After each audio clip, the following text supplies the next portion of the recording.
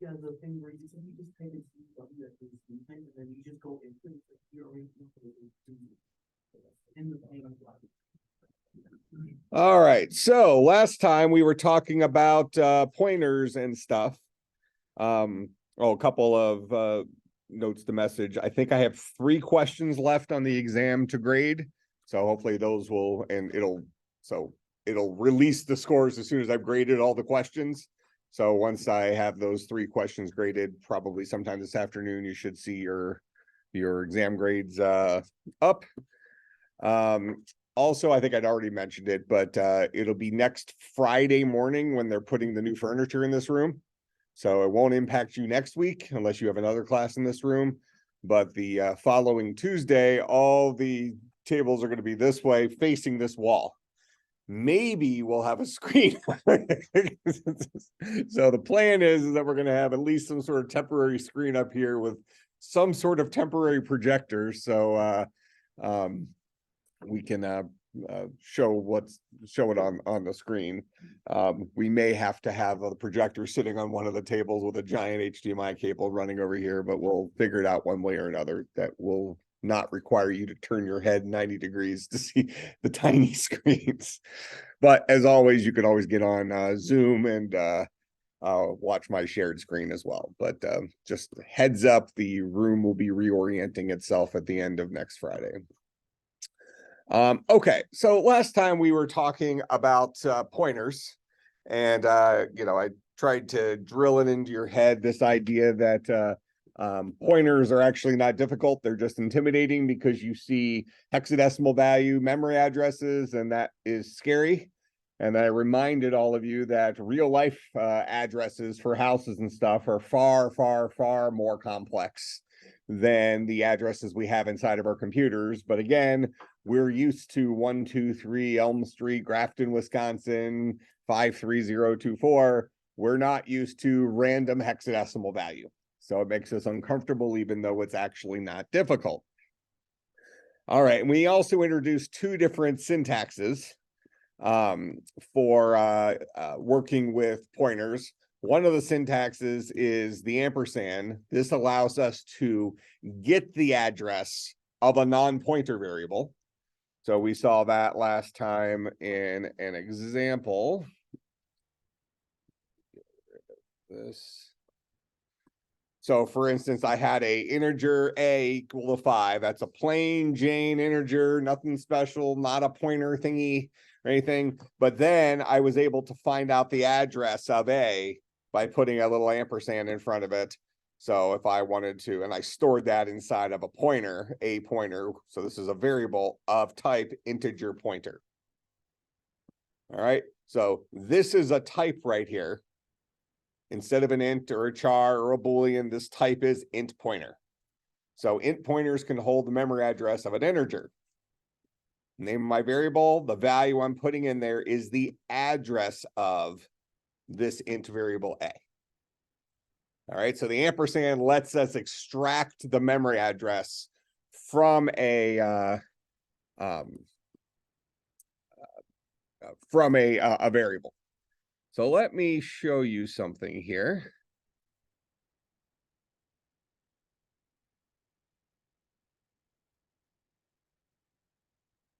So I'm going to show the address of a. I'm going to show the address of a pointer. All right, so with these 4 lines of code, what do you anticipate the output of this program being? And hint, I'm trying to slightly trick you.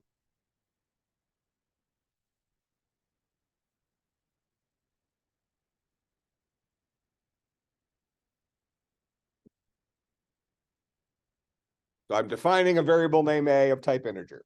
So a will be equal to 5 after this line, right? Then I'm defining a variable named a pointer of type int pointer, and I'm storing in there the address of a. What will this line print out? If you want, I'll even give you a 3rd line here to drive this point home.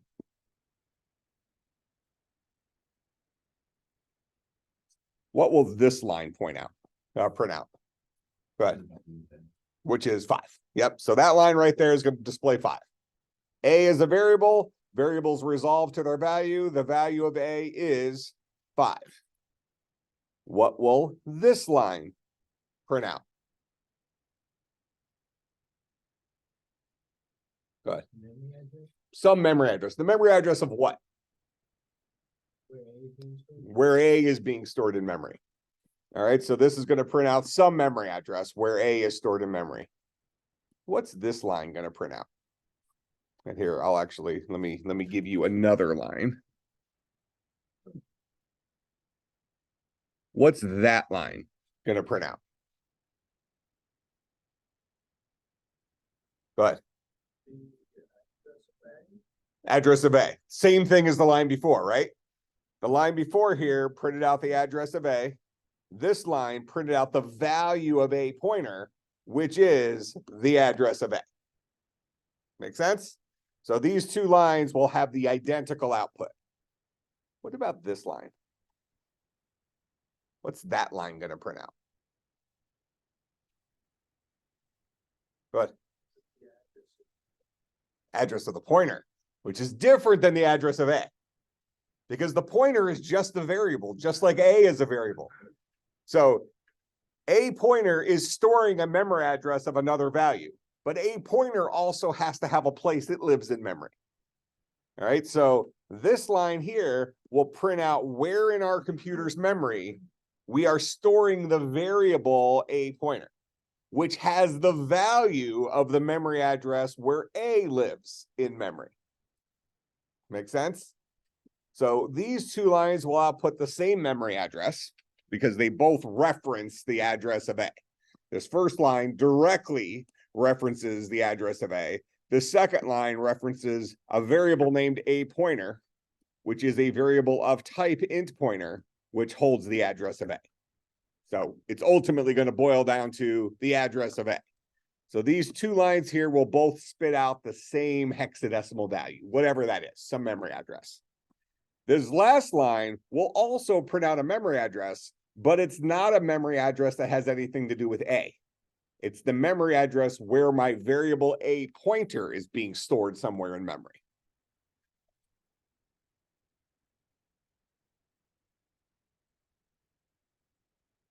So there's our 5. There's our 2 identical addresses for the address of A, followed by the value stored in a pointer. And then here is where in memory a pointer lives. What if I wanted to, so now this is going to become an infinite loop type thing. What if I wanted to store the address of a pointer in another variable? What kind of variable holds the address of a pointer?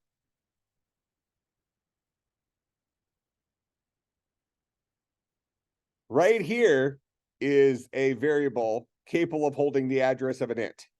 And the address of an int is an int pointer. What kind of value, what kind of variable do I need to have in order to store the address of a pointer? If I want to store the address of a pointer,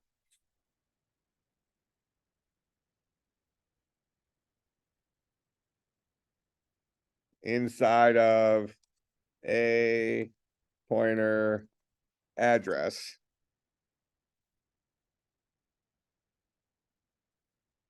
what is the type of that variable?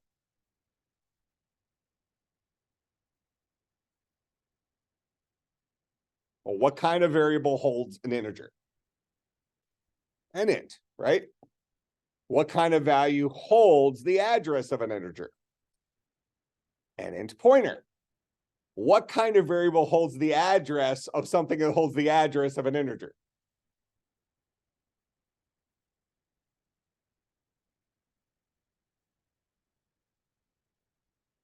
An int pointer pointer.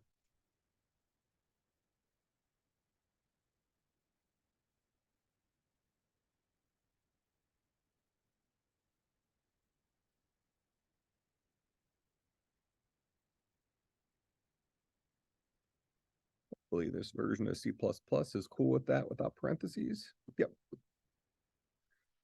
So these are both the address of A. These are both the address of a pointer. One of them was stored inside of a variable capable of holding the pointer to an integer pointer. This is the address of an integer address. See, I told you pointers were easy. Good news is you actually won't have to deal with something like that often. But the reason I wanted to show you this is consider what a string is. When I say string S is equal to hello, we did this last time, right? We have string S is equal to hello. And I told you that under the hood, S is actually stored as a collection of characters. That's what a string is, right? A collection of a bunch of characters in contiguous memory, HELLO. All right. So we're calling it a string because it makes it convenient for us to work with, and we're going to be using strings a lot. But the reality is it's a collection of chars, where each of those chars lives somewhere in memory, right? So the reality is that a string is actually a char pointer.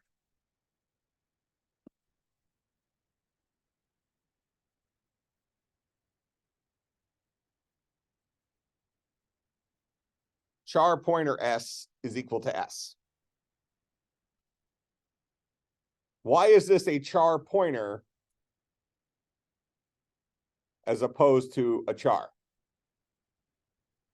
Remember, strings are stored in contiguous memory, right? So we only need to know about the very first value in that string. What do we call that?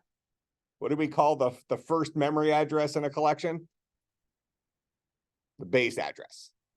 So since we know that strings are all in a single line inside of memory, they're right next to each other inside of memory, we only need to know where the very beginning of it is, because from there we can walk through memory one char size step at a time to get to the next value, the next value, the next value. Make sense? So we remember those things through pointers, and we can know the beginning value. So the reality is S here is effectively a char pointer, which points to the first value of this guy. You wouldn't write it this way. You would just use strings, because strings are nice and friendly, but we're going to be introducing arrays here in a second, which is a collection of integers, or a collection of chars, a collection of Boolean, a collection of whatever type we want.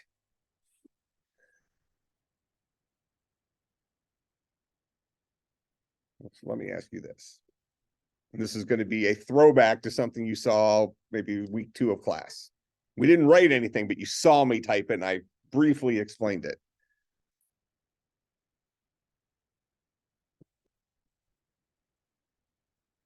What kind of value does a char pointer hold? So this is starting to, we're exercising our brain to be able to look at some code and realize, what is this actually doing? So what kind of thing does a char pointer hold? A char pointer, in our example, held the base address of a string, right? So it held the address of a single char, which is the base address of a string. So it tells us where we can start to get to the rest of the string. What does a char pointer hold? Go ahead. Okay. The words you said are correct. The question is, do you know what they mean? It's the address of the char pointer. We just said a char pointer is a string effectively, right? So if a char pointer is a string and we have the base address of a char pointer, presumably that means we have a char pointer here, a char pointer here, a char pointer here, a char pointer here. And we've said char pointers are effectively strings. So that's a collection of strings. And we saw this, if you remember, way back when, I probably briefly talked about it. When you look at main, you've probably seen it in some of your coding examples if you try to use Google for some help on homework, references, whatever. We saw something, you'll see something like int argv, char pointer, sorry, int argc, char pointer argv. This is the number of command line arguments. This is the collection of strings that are your command line arguments. Because in old school programming, you would write a program, and when you ran it, you might give it some extra command line arguments. So for instance, if I'm out at my terminal here,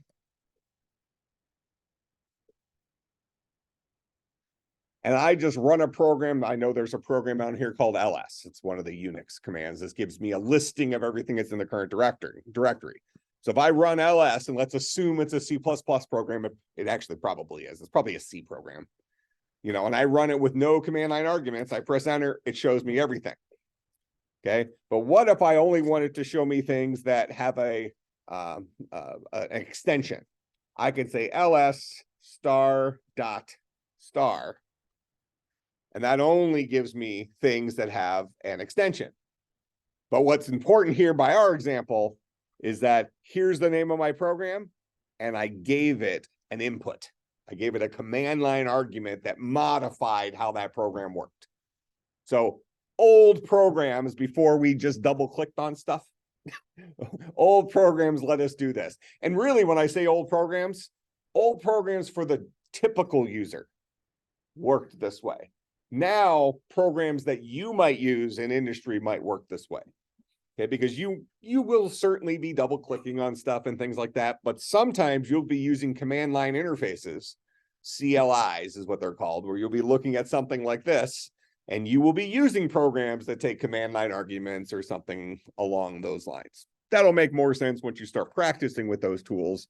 But, you know, here's an example of a program that takes a command line argument.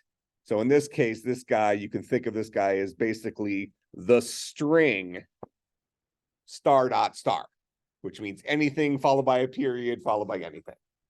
So any of the stuff that has extensions. Okay. Realistically, it might give me things that don't have extensions, like it would give me LOL dot would give me that, which I guess technically doesn't have an extension because it just ends with a dot. If I wanted it to make sure it had an extension, I'd put like a question mark. That says at least one thing. So now we're getting into regular expressions. Whole different ballgame. All right. But in any case, that's an example of command line parameters. So that star dot star would come into that collection. And if you wanted to visualize this, this guy would look like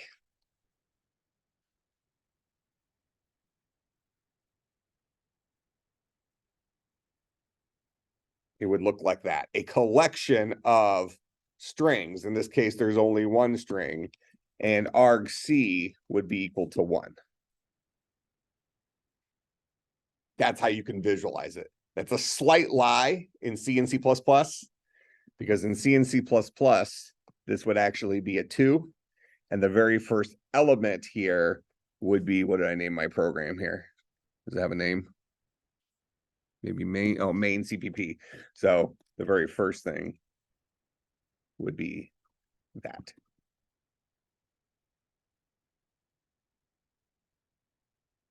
So in C and C++, when you're working with command line arguments, the name of the program will count as one of them.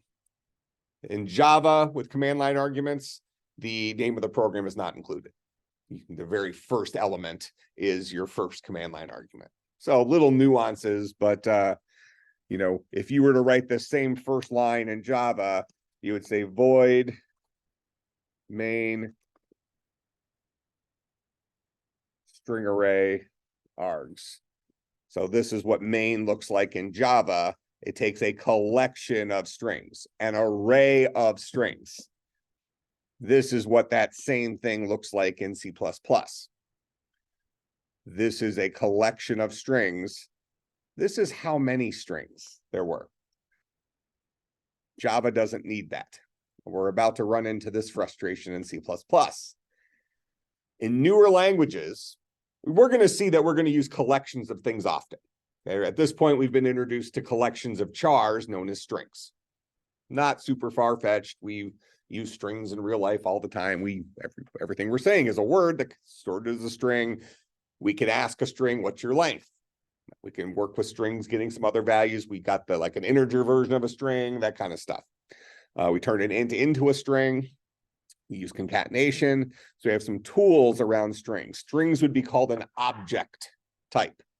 Remember when we talked about object-oriented programming, we had the example of the procedural versus the object-oriented telephone. Procedural telephone's the pile of wires. Object-oriented telephone looks like a telephone, even though we know it can do other things, has stuff inside of it. A string is like that actual telephone.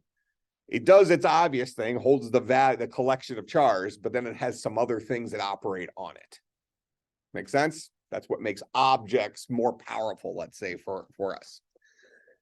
But now we're going to be looking at generic collections as opposed to these special collections of chars called strings that have some conveniences for it. You can almost think of it like an automatic transmission, right? Since we often use strings, there's an object called a string that has some stuff that makes life easy for us.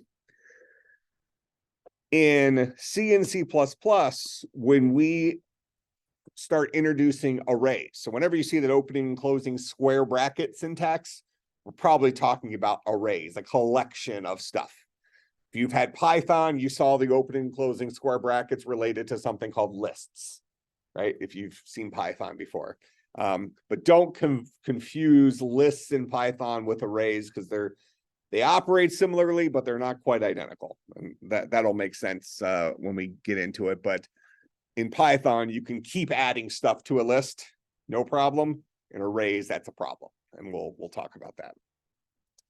All right, so you are seeing the evolution of these languages a little bit here, but really what we find is in a newer language like Java, an array knows how long it is. Args.length is the number of elements inside of a string array in Java. That doesn't exist for argv. We can't say argv.length. It doesn't know what you're talking about. Argv holds a char pointer which points to the beginning of a string. That's what it holds, the base address of the very first string in that collection of strings. That is not going to give us a number of elements inside of argv. So that's why we had to pass in two pieces of information here. One is how many things are inside of argv. The second thing is what are those values. So arrays are somewhat inconvenient in a language like C++, and we're gonna bump into that here today. All right, so just giving you some background information for this. So let's finish out this slide real quick. We've said it a bunch of times, but we have the ampersand, which gives us the address of a value. The star says, give me the value at that address.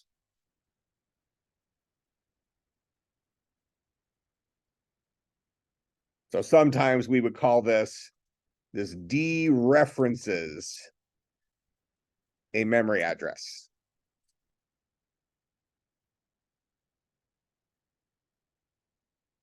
And let me show you what I mean by that. Go back into our example here. Let me get rid of some of this extra fluff, because there is a decent chance that in your entire programming career, you'll never write that. But you'll probably see it. Most of you have probably seen it already, looking at Google examples or something like that.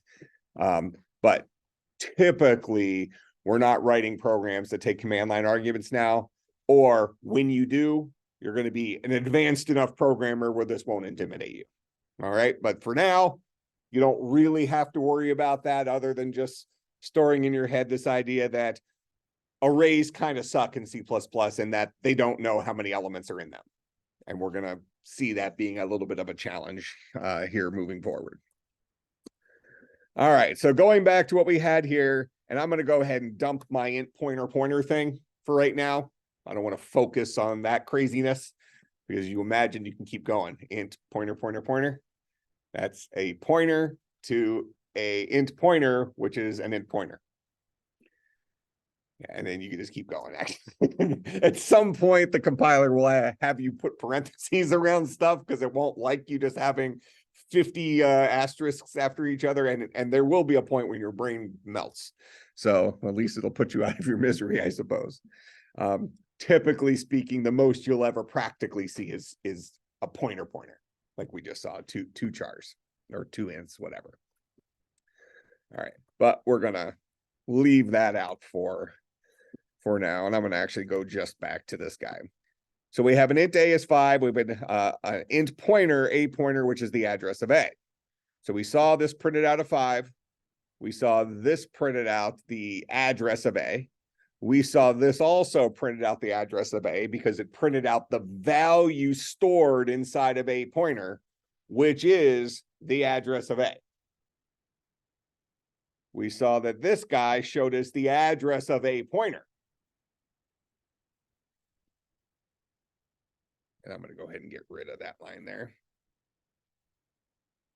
I'm going to steal this line right here. In fact, let me get rid of that line too.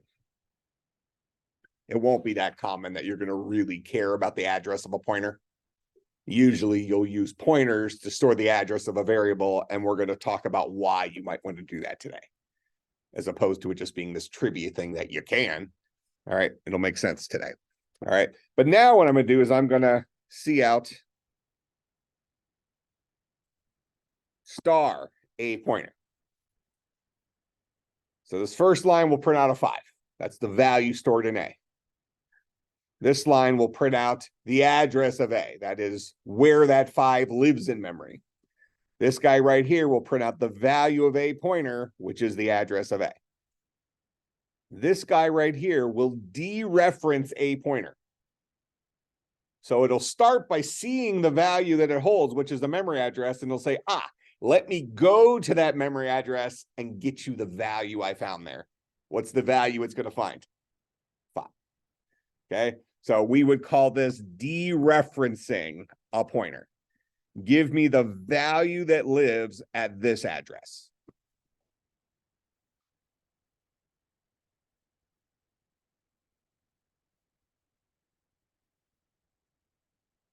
Oh, is this one of those that I have to restart my browser?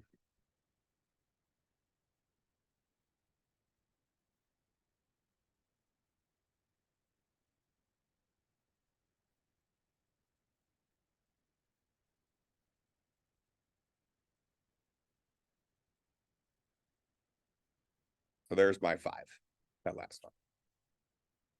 Make sense? So again, pointers are easy. Now, when we walk through it one line at a time, they actually aren't that hard, right? It just kind of feels a little confusing, right? And then you start seeing memory addresses and you get a little squeamish, right? Well, let's talk about why we might want this. Let's look at a small example first. Let me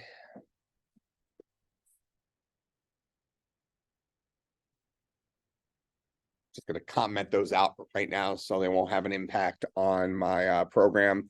I'm going to write a little function up here. So it's going to be void. We're going to call this guy change int. It'll take in an int as a parameter. We can call it whatever we want, but I'm going to purposely name it a here so we can review the idea of scoping. I'm going to call that guy a. So we'll prototype it up there. I'll go ahead and implement it down here. And first of all, some of you have seen this error you've made. I've seen it in your programs, is when you prototype it, you copy that line, you forget to take this little semicolon off the end there. And then all of a sudden you realize why your 20 lines of code in here never happens. Why isn't my program doing anything? It's because it ended right here. All right, so make sure you get that semicolon off the end of that. All right, and all I'm going to do in change int is I'm going to say a is equal to 15. For no good reason, just that's what I want to change it to. All right, it's called change int. It takes an int and it changes the int. And we'll prove that it changed the int. So we should see a 15 there, right? And if we similarly want to see what it was before we changed it,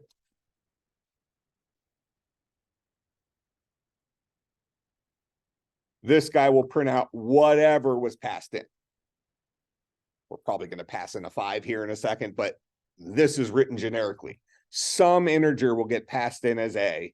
This will print out whatever that integer is. Then we're just overwriting that integer with a 15 and printing it out. So now it'll be a 15, regardless of what it used to be. All right. So inside main here, I've defined a variable int A. Now remember, the scope of A, where we have access to that, is from this line forward till the end of main. We do not have access to that variable inside of this code. This A here is a different A. This is an A that was born as part of this function. Variables resolve to their most local definition, their most local scope. So when I say see out A in here, the first A it finds is that guy right there. It doesn't know about this variable up here, even though they look like the same name. All right, there's probably somebody else in this building named Mike. I'm not the only one, right? Okay, so when Mike falls down somewhere else, I don't take a spill. We are different Mikes. Okay, these are different A's. Make some sense? All right. So I define my variable A up here equal to 5, then I'm going to print it out. What's going to print out? 5, right? Then I'm going to go ahead and I'm going to call my change int function, and I'm going to pass it my variable A. So I'll pass A in here. A will resolve to its value, which is 5. This is equivalent to me calling change int with the number 5 in there. Okay, so I'll pass it the A. A will come in here. So now this more local version of A will be equal to 5 in this example. We'll then print it out. What's going to print there in our example? Still a 5, right? Started off as a 5. We printed a 5. We passed it into this function. We immediately print it again. Still a 5. Then I'm going to change it to a 15. Now what is it going to print out? A 15. Okay, let's see this. Come on. Is this just the game today? We have to refresh the browser every single time we she broke my Wi-Fi.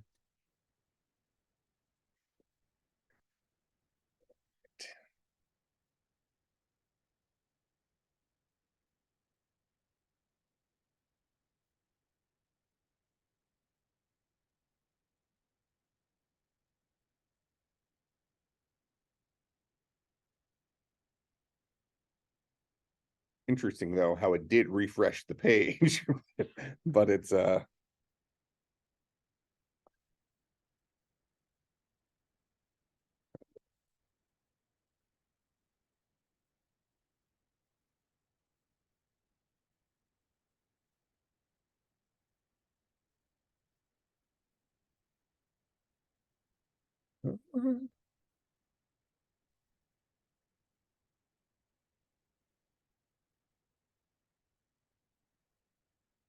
all right, there we go. So there's my first 5 before I called the function. Here's the first output inside the function, which was a 5. There's my second output inside the function, proving that it was changed to a 15.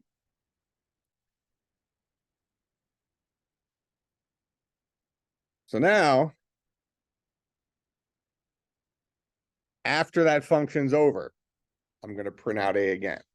What's it going to print now? Big 5? Why?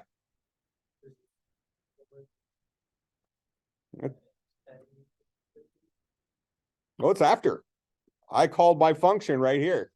So when I called this function on line 11, it transferred control of my program into here. So these 3 things happen before I get to this line. Okay, so when I get to a function call, it pauses main right now.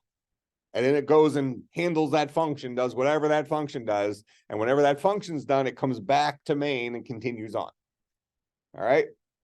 So you think it's 15 and he thinks it's 5. This question is why is he right? All right. Well, it's not the same A. That's true. So we'll see it's back to a 5 here. We might see it's back to a 5. This will be a fun game for the rest of class.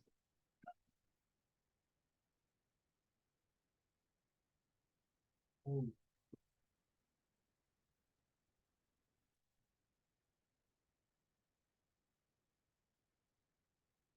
All right, so there it's back to 5.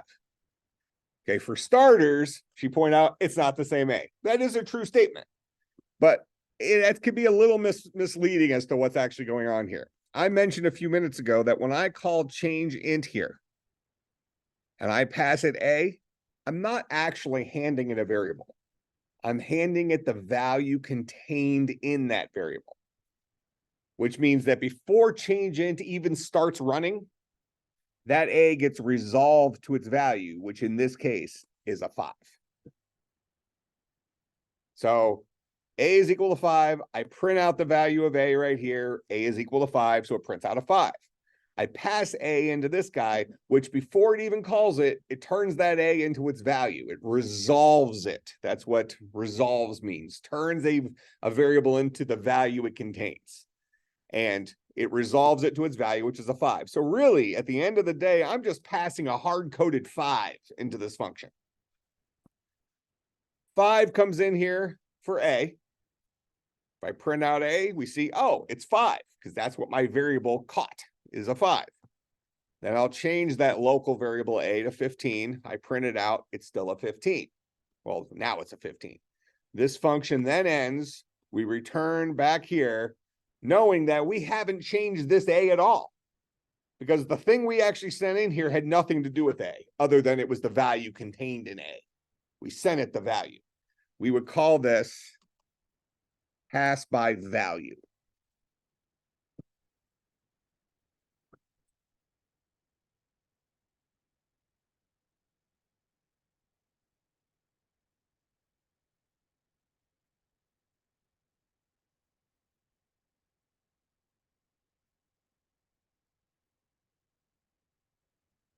So pass by value, we send a copy of the value into a function.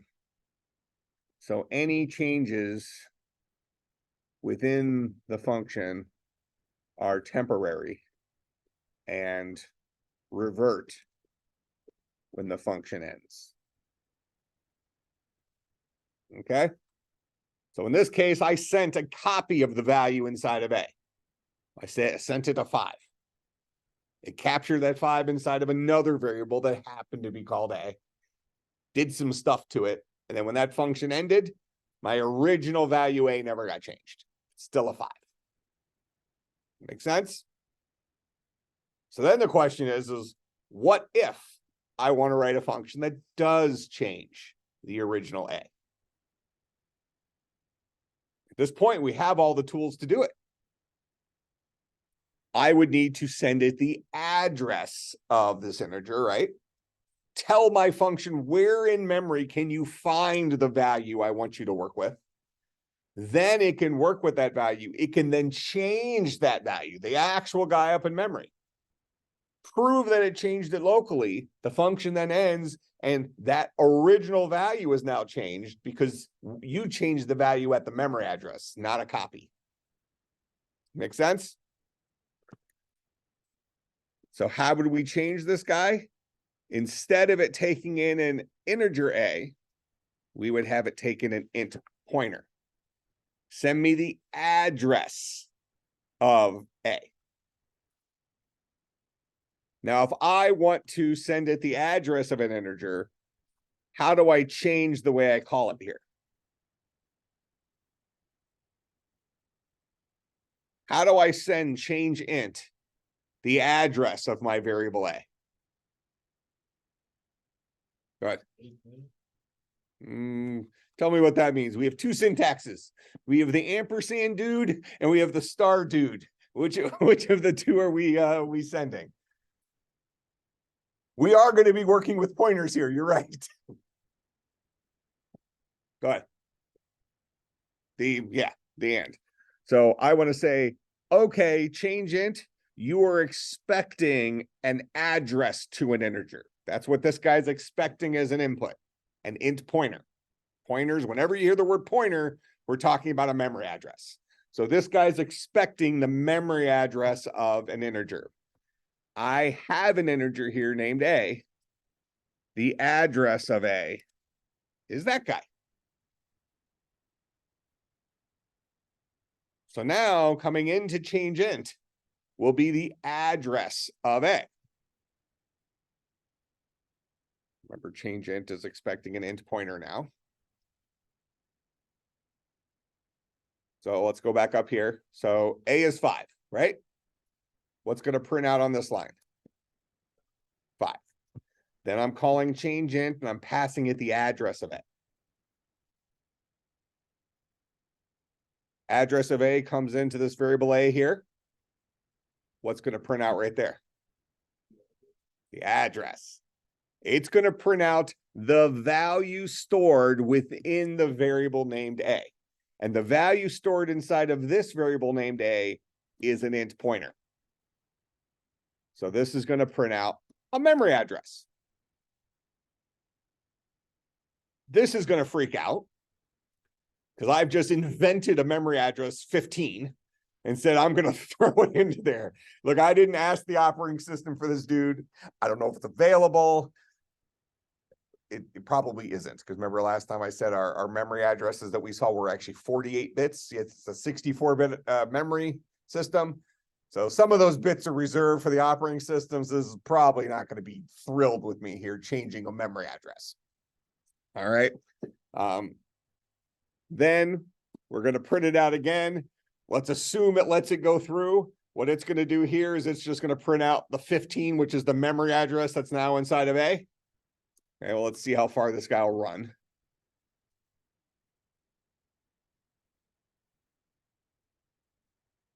Invalid conversion from int to int pointer. So it did not like that 15. It didn't like me making up a memory address.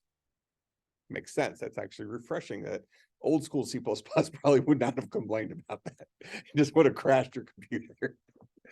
All right, so down here, how do I get it to print out the 5? Go ahead. The asterisk now. I'm going to say, give me the value that lives at this memory address. So that'll print out the 5.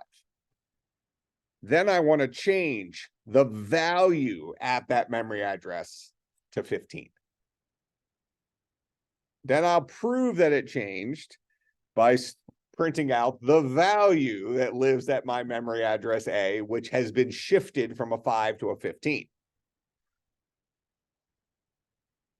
And now the function ends. And I get to this line right here. What's this line going to print out?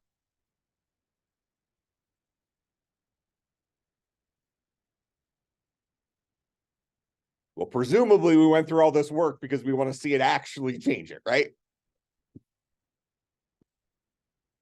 So now you see it did change it.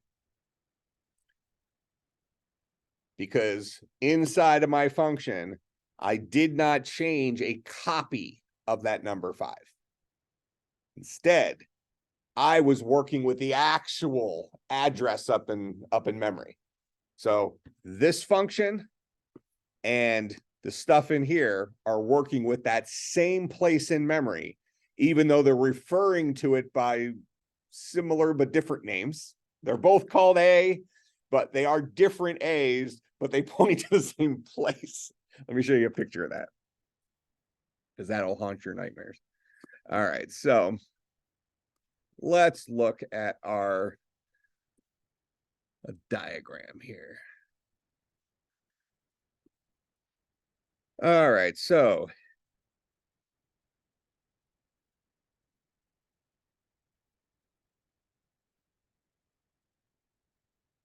this is my value A. All right, so that's from main. Int A equals 5, right there.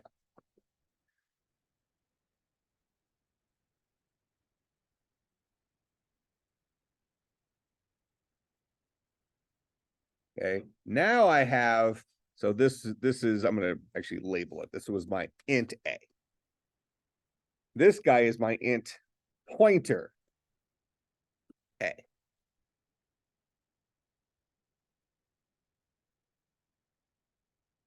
And that guy has a value, but the value of that guy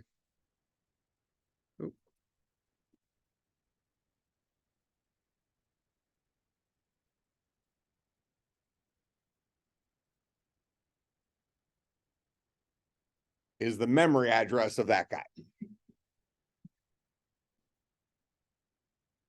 If we kind of want to see that, I'm just going to make up a memory address here. We're going to say this is memory address 100. Where's my cell?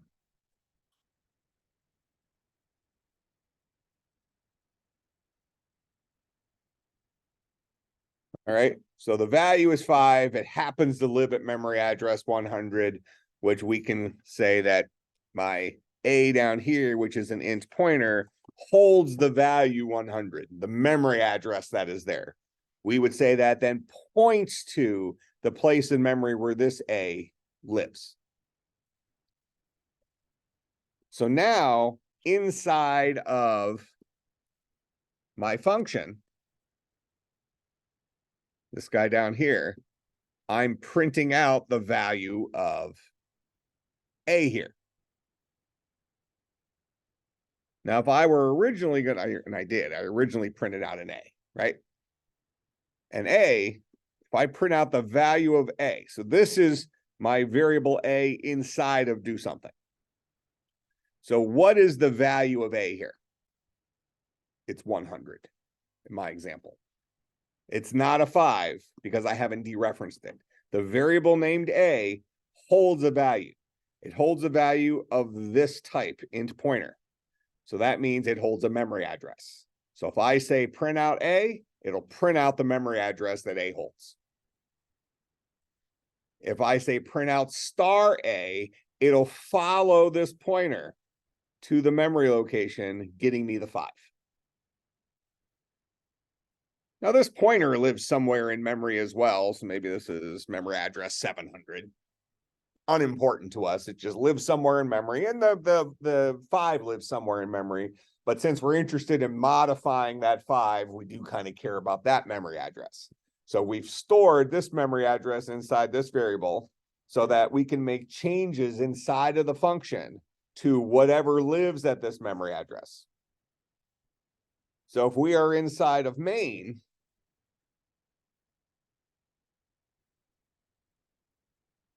we say int A is equal to 5.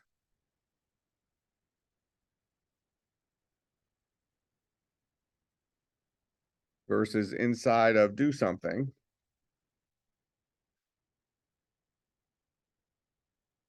Where int pointer A ended up being equal to the address of A, where the address of A in this case is 100.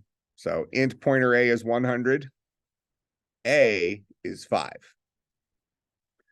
So if out here I printed out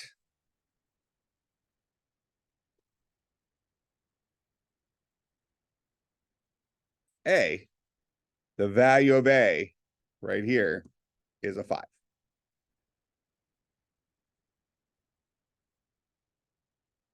But inside of do something, if I print out A, the most local definition of A, the variable A that's in scope, is this A right here, which holds a memory address. So if I print out A, it's going to print out a memory address, which happens to be the address of A.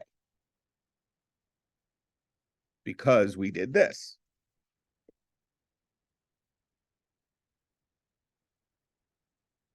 We call do something, passing it the memory address of A, which let this guy know about where in memory, this guy right here, my original value actually lived.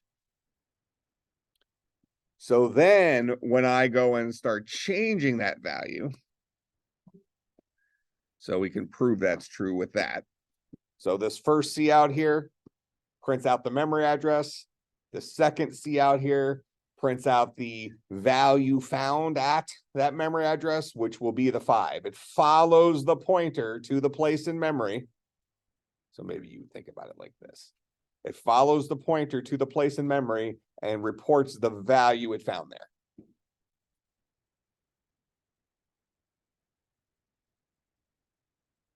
Then I go and say star A is equal to 15. What does that say to do? It says follow the pointer to this place in memory. Go to the value that's there, change it to 15.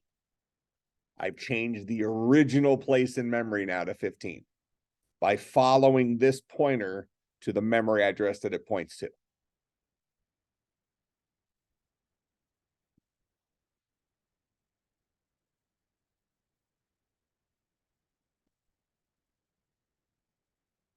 Then if I were to print out these 2 lines again after this.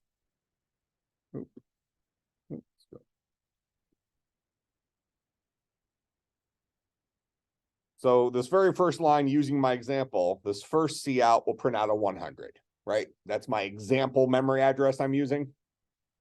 The second line here will print out a 5. That's what this guy originally was. Then I'm going to change the value at memory address 100 to a 15. That does this. What's that line going to print out? If I print out when I print out A again, this very first C out here, it printed out a 100 here. What's it going to print out here?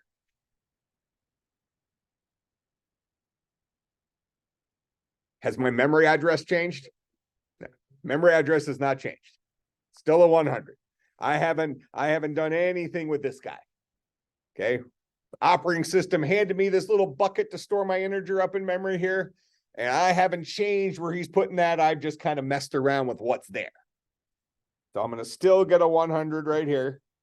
But now when I go and say, show me the value that's at that memory address, we see that that value has now changed to a 15. When we then, and this goes to your point, understand that when we have a function call, it pauses the current function.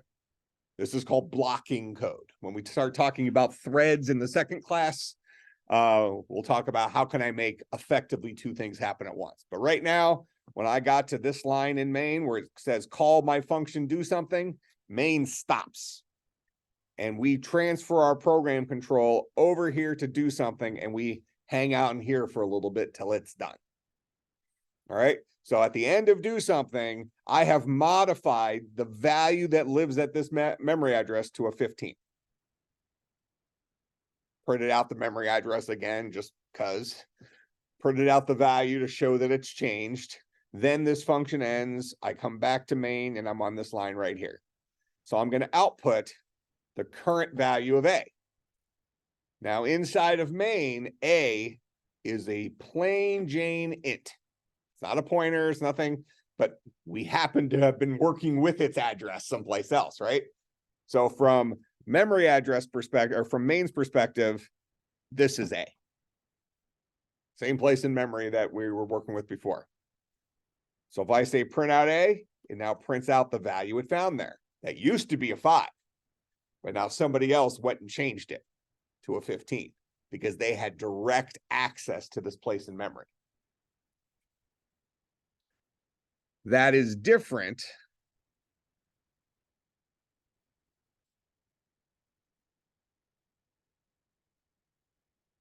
than our original version of do something that took in an int A. This A will just say lived at memory address 900 for no good reason. But it's not pointing anywhere because it holds a int. So in the original example here, my A was 5 originally here. I then called this other version of do something. Let me slot this guy out here. Well, Ninja. We'll throw this guy to the side up here. Bring this guy back in. So in this example, we are not dealing with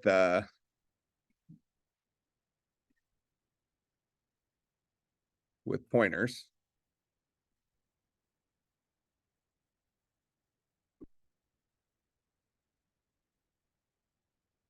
So what happened here? This is an example of pass by value. I called do something. I passed it A. A is a 5. 5 came into this function. When I print out A, I'm printing out 5. Notice that this guy is not pointing anywhere because A over here is an int, just like A over here is an int. But this A lives at memory address 100. This A lives at a different memory address. It's a copy of the value. In this case, I made up memory address 900. All right. So when I change A to 15, I'm changing that guy to 15.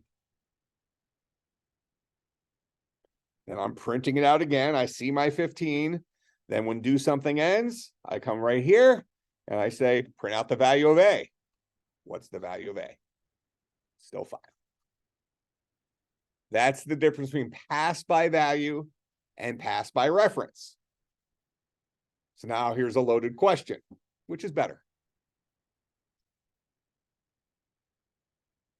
Almost always when somebody says which is better, the answer probably starts off with it depends, right? So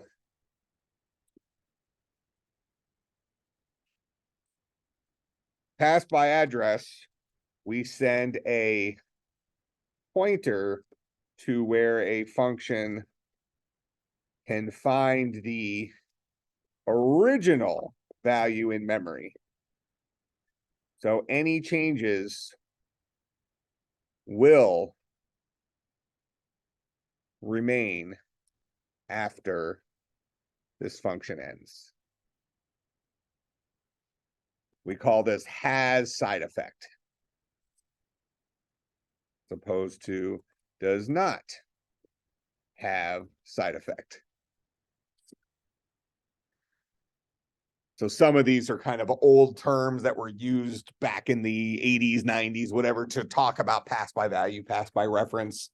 We don't really talk about side effect versus no side effect anymore by labeling it. We just, if you're passing something by value, you make changes, they're not permanent. You pass something by address, you make changes, they're permanent. If I give you the address to my house and you run over there with a can of spray paint and spray paint my garage, I'm gonna be in for a surprise when I get home, right?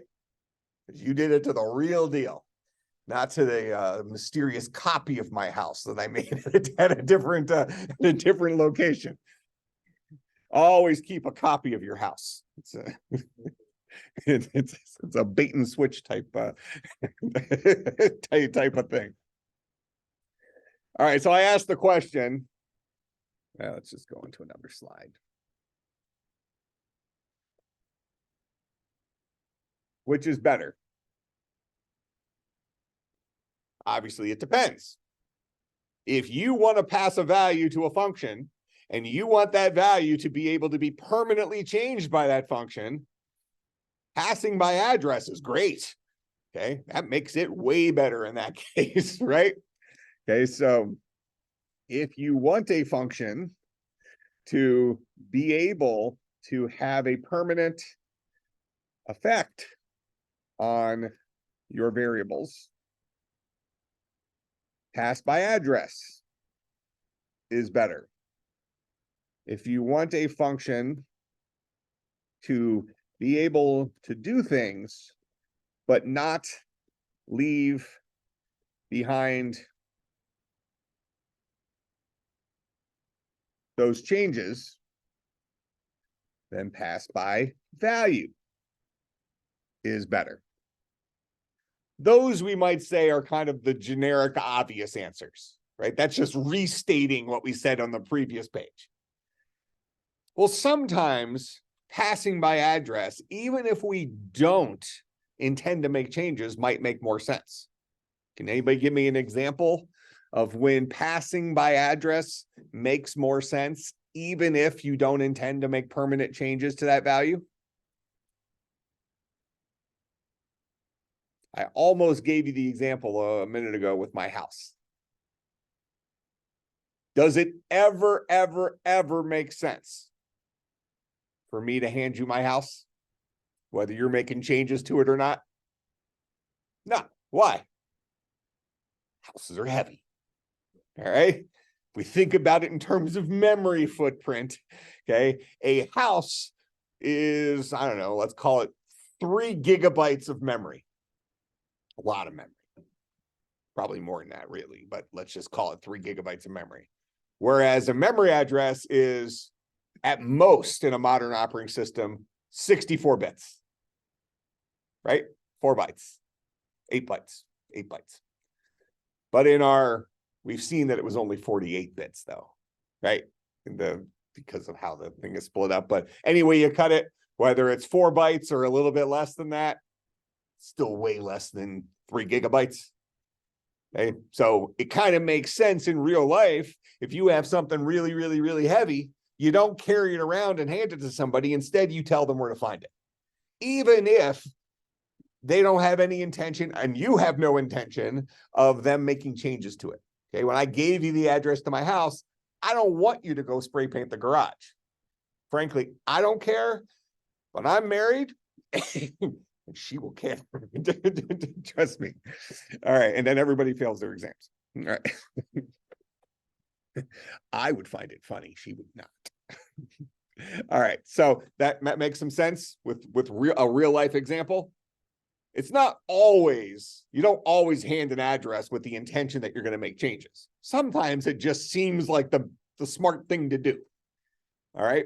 Now, in real life, and this is kind of where code can sometimes get a little dangerous, and older languages like C and C++ empower programmers to do some of these bad things. In real life, I'm looking around, and even if some of you are gym rats, none of you are strong enough to lift a house. Fair? Okay, so even if the spirit was willing, you're not carrying a house around. All right. Well, maybe like a dollhouse or something, a human-sized house. None of you are strong enough to move around a human-sized house. All right. So even if we wanted to pass a house by value in real life, it's just not practical or possible. But in a computer, we could do it. We could choose to take a house. If we wrote our own object, we wrote a house object that, let's just say we had a whole bunch of stuff in it. It was 3 gigabytes big in memory. All right. I could choose to pass that by value. I could say, here's the house. Now we can say it probably would never make sense to do that, but there might be some very strange examples where it could make some sense. There's a workaround in most languages. Most modern languages have something called cloning, where you can tell an object to clone itself. So what it does is it just makes a copy of itself in memory. Still takes up that extra 3 gigabytes. But then what you do is you still pass the address of the copy in. At the end of the day, the same crap's happening. You're now using 6 gigabytes of memory. You made a copy of a 3 gigabyte thing. But bottom line is, programming languages potentially would let you do that. In a language like C and C++, and this is kind of the historical danger of using these languages for beginning programming. I choose to use it for beginning programming for this reason, that it reveals so many things to you, except today it's not crashing your computers. Today it'll just do a weird error like segmentation faults. You'll see that. There's your fair warning.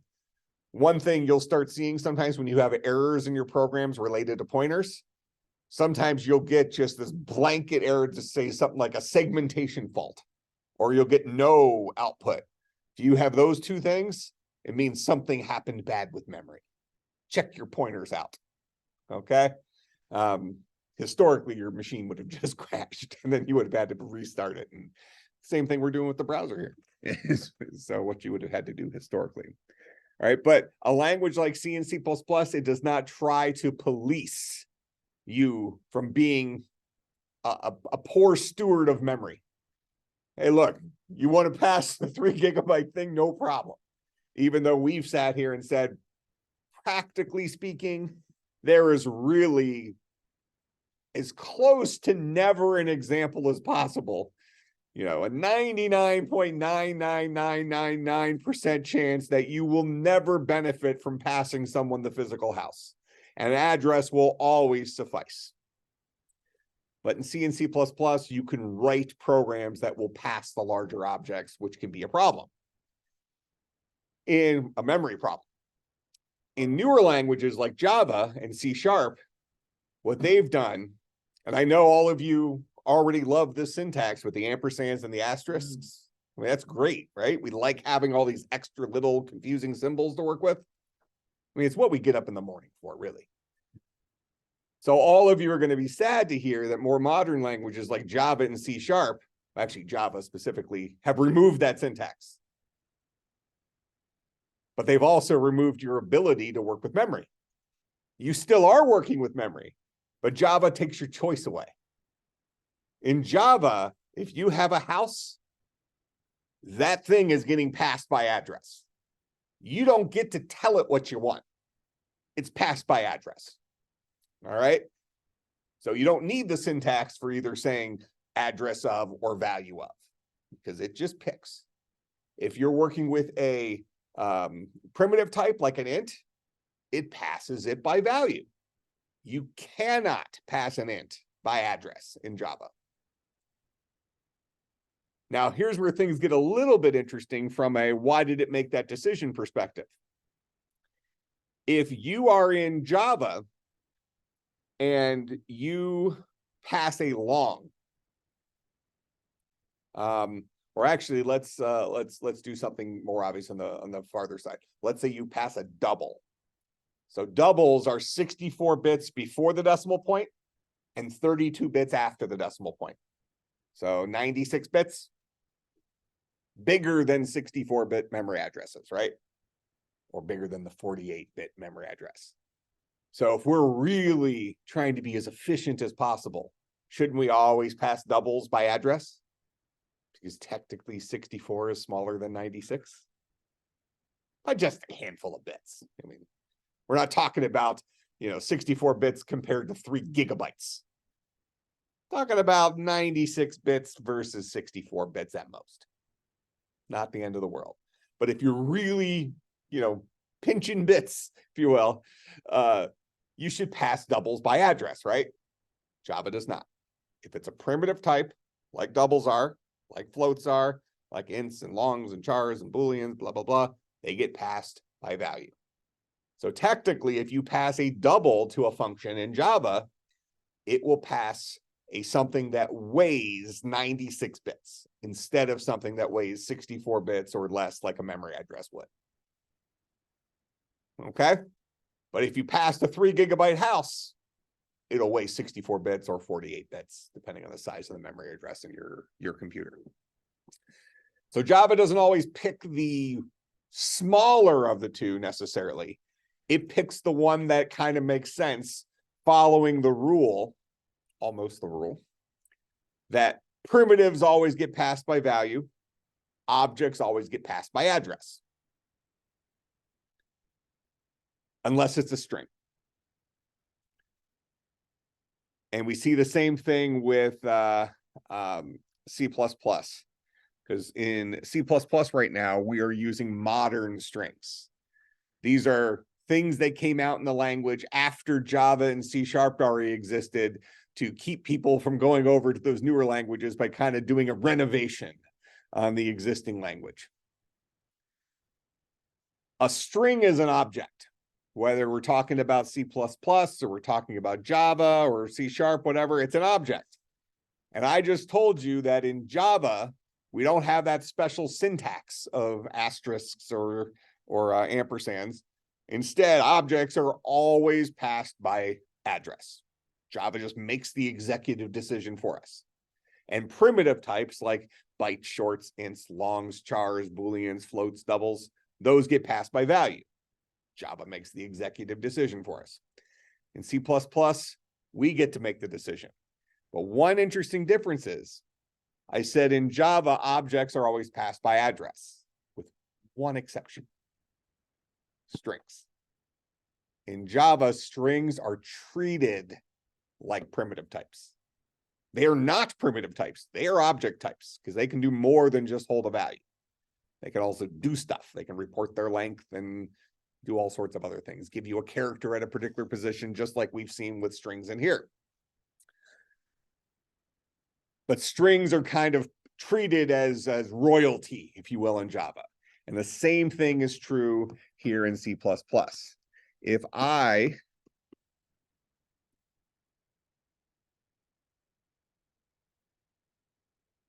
have a string s equal hello, and I'm going to go ahead and write a function here, change string.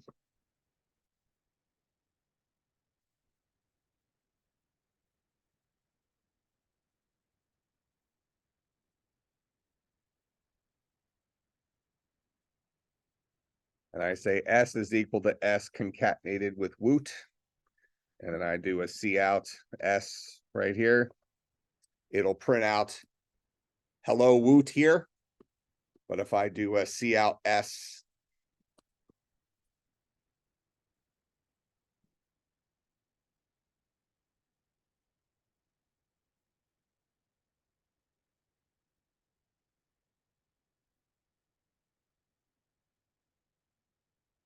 so I define an s, a string s set equal to hello.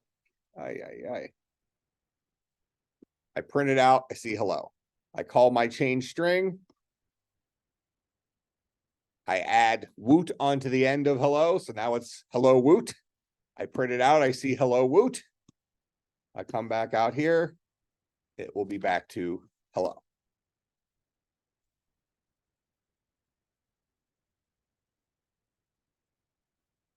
Oh, missing semicolon there.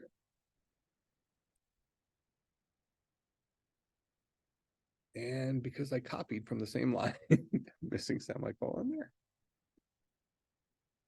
And because I copied from the same line, missing semicolon there.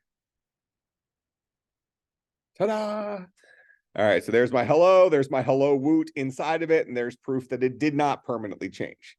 So even though strings are object types, in C++, by default, they are passed as values. If I want to make a change, I use the ampersand thingy, right? All right. So now I'm going to introduce just a couple of tools that you'll need for doing the homework. We're going to look at an array. So I'm going to say int AR10. AR at bucket 0 is equal to 5. AR at bucket 2 is equal to 7. If I cout AR at bucket 0, it'll print out the 5. So very similar to string syntax, except what this guy does right here, this creates a contiguous place in memory big enough to hold 10 ints. There are no ints in that place yet. It's just 10 empty buckets. And all I've done after this is I've put in the bucket, the very first bucket, bucket 0, I put a 5, and the second bucket 2, which is actually the third bucket, I've put in a 7. So, and then I've just shown you, you can print out a bucket the same way we could access things from strings. Okay. And then we're going to say, note, arrays cannot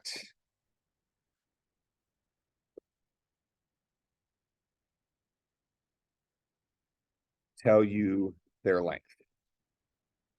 There's some slight workarounds you could do with that, but in general, arrays in C++ do not have the ability to take in a to report their length. So for homework,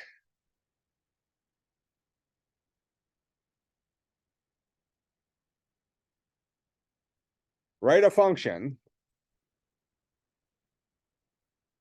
that fills an array up with 10 integers of your choice. It can be 1 through 10 or whatever. Actually, let's just keep it, we'll keep it straight. 10 integers ranging from 1 to 10.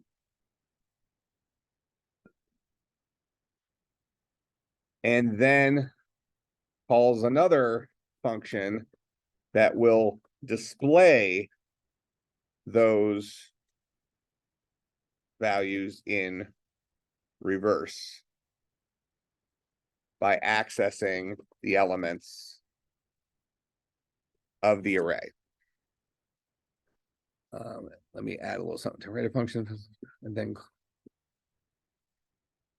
and I'm going to say, and does not return a value, but ends turning control back to main. It should then call another function that will display those values in reverse by accessing the elements of the array. So for main, you'll create an array, you'll pass it into one function, which will fill it up with 1 through 10. Then that function ends. It doesn't get to return it back to main. So if you want those values to get back to main, you better have paid attention today. And then it calls another function that proves that you kept those values by displaying those values in reverse. Keeping in mind that arrays cannot report their length, meaning you'll have to pass the length of the array around. You'll have to say, here's the array, and its length is 10. To give it 2 parameters to your functions. Make sense? All right, so 2 little pieces, small examples on both, but makes you practice with pointers. All right, I'll put this up on Blackboard, and I'll see everybody on Tuesday. And I'll post a link to this code in Slack from today.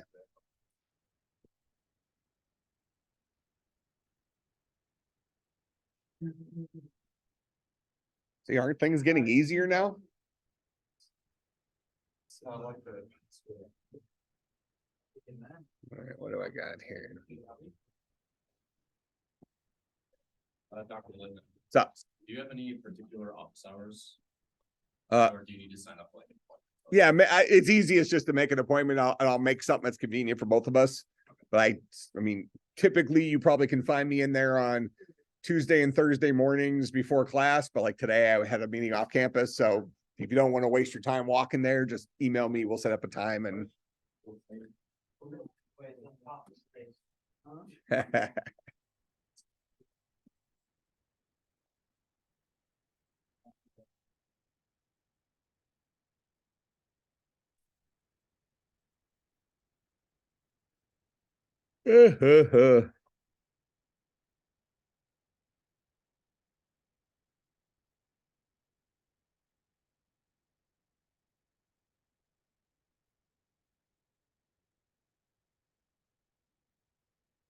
Bother you with one thing.